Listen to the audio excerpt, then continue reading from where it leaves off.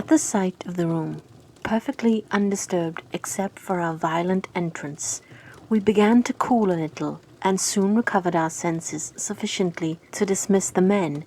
It had struck Mademoiselle that possibly Carmilla had been awakened by the uproar at her door, and in her first panic had jumped from her bed and hid herself in a press, or behind a curtain from which she could not, of course, emerge until the major domo and his myrmidons had withdrawn. We now recommenced our search, and began to call her name again. It was all to no purpose. Our perplexity and agitation increased. We examined the windows, but they were secured. I implored of Carmilla, if she had concealed herself, to play this cruel trick no longer, to come out and to end our anxieties. It was all useless. I was by this time convinced that she was not in the room, nor in the dressing room, the door of which was still locked on this side. She could not have passed it. I was utterly puzzled.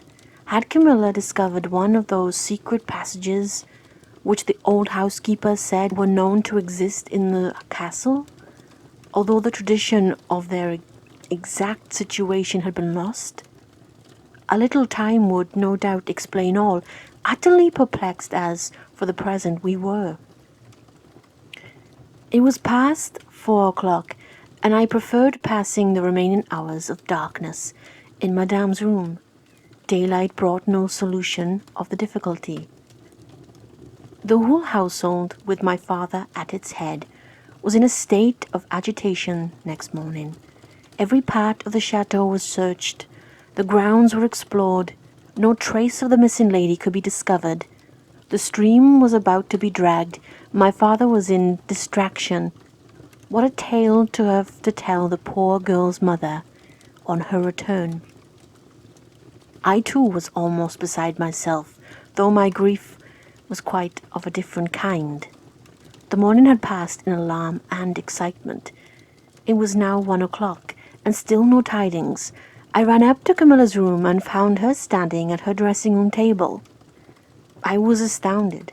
I could not believe my eyes. She beckoned me to her with her pretty finger, in silence. Her face expressed extreme fear. I ran to her in an ecstasy of joy. I kissed her and embraced her again and again. I ran to the bell and rang it vehemently, to bring others to the spot, who might at once relieve my father's anxiety. "Dear Carmilla, what has become of you all this time? We have been in agonies of anxiety about you," I exclaimed. "Where have you been? How did you come back?" "Last night has been a night of wonders," she said. "For mercy's sake, explain all you can." "It was past 2 last night," she said, "when I went to sleep as usual in my bed, with my doors locked, that of the dressing-room and that opening upon the gallery. My sleep was uninterrupted and, so far as I know, dreamless. But I woke just now on the sofa in the dressing-room. There, I found the door between the rooms open, and the other door forced. How could all this have happened without my being wakened? It must have been accompanied with a great deal of noise, and I am particularly easily wakened. And how could I have been carried out of my bed without my sleep having been interrupted, I whom the slightest stir startles?" By this time, Mademoiselle, my father, and a number of the servants were in the room. Carmilla, of course, overwhelmed with inquiries, congratulations, and welcomes. She had but one story to tell, and seemed the least able of all the parties to suggest any way of accounting for what had happened. My father took a turn up and down the room, thinking. I saw Carmilla's eye follow him for a moment with a sly, dark glance. When my father had sent the servants away, Mademoiselle, having gone in search of a little bottle of valerian, and a salvelet. And there being no one now in the room with Camilla except my father, Madame, and myself, he came to her thoughtfully, took her hand very kindly, led her to the sofa, and sat down beside her.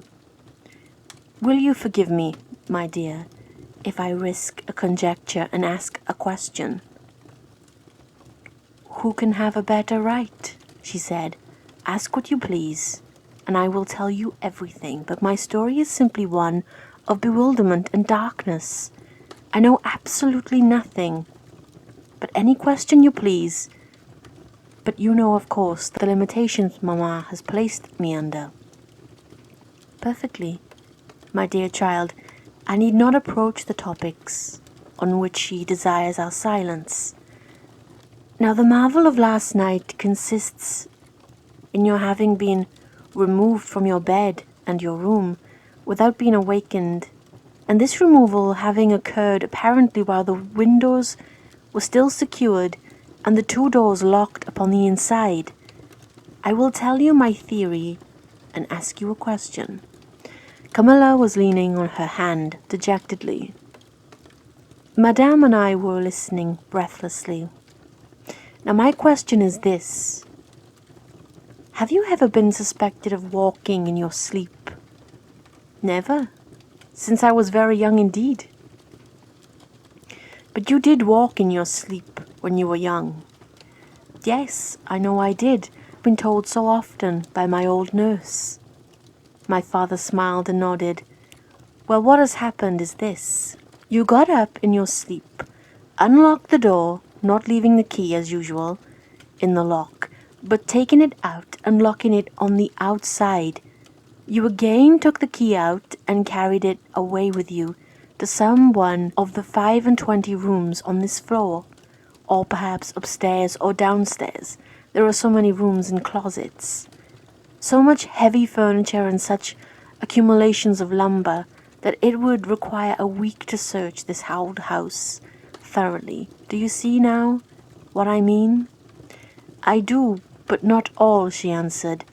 "And how, Papa, do you account for her finding herself on the sofa in the dressing room, which we had searched so carefully?" "She came there after you had searched it, still in her sleep, and at last awoke spontaneously, and was as much surprised to find herself where she was as anyone else. I wish all mysteries were as easily and innocently explained as yours, Camilla," he said, laughing.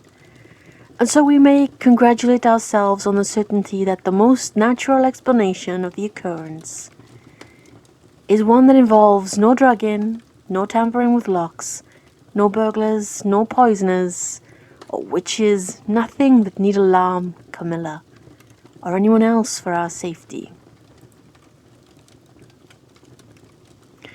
Camilla was looking charmingly. Nothing could be more beautiful than her tints. Her beauty was, I think, enhanced by that graceful languor that was peculiar to her. I think my father was silently contrasting her looks with mine, for he said, "I wish my poor Laura was looking more like herself," and he sighed. So our alarms were happily ended, and Camilla restored to her friends.